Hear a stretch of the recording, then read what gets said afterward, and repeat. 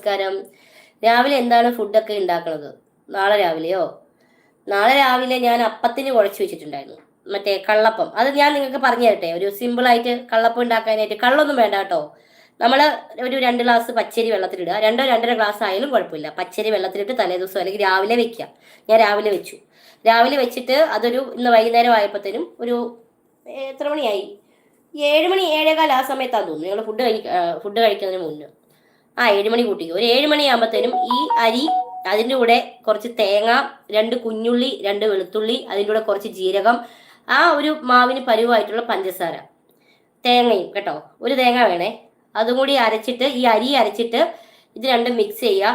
ഉപ്പിടരുത്. ഇത് രണ്ടും മിക്സ് ചെയ്തിട്ട് കുറച്ച് ചോറ്, നമ്മൾ രാവിലെ വെച്ചതിൻ്റെ ചോറുണ്ടാവുമല്ലോ, അതും കൂടി ഒരു 2 തവി ചോറൂടെ അരച്ചിട്ട് ഇതിലേക്ക് ഒഴിക്കുക. ഇതെല്ലാം കൂടി കുഴച്ചിട്ട് നല്ലപോലെ, അത്യാവശ്യം വെള്ളം ഒഴിക്കരുത്, ഇച്ചിരി കട്ടിയിൽ നല്ലപോലെ പുളിപ്പിക്കുക. അത് മിക്സ് ചെയ്തിട്ട് മൂടി വെച്ചേക്കുക. രാവിലെ ആകുമ്പോഴത്തേന് നല്ല പുളിച്ചിരിക്കും. അതൊന്ന് നമ്മൾ കനം കുറച്ച് ഇങ്ങനെ വട്ടത്തിൽ കള്ളപ്പം പോലെ ചുട്ടെടുത്ത് കഴിഞ്ഞാൽ നല്ല ടേസ്റ്റാണ്. കടലക്കറിയോ ഗ്രീൻ ബീൻസ് കറിയോ ചിക്കൻ കറിയോ പോട്ടെ സാമ്പാറോ മുട്ടക്കറിയോ എന്ത് വേണമെങ്കിലും അതിൻ്റെ കൂടെ കഴിക്കാം. അതായത് നല്ല ടേസ്റ്റാണ്. ചെറിയൊരു മധുരം. ജീരകം ഇടണേ. ഇതിനകത്ത് ജീരകം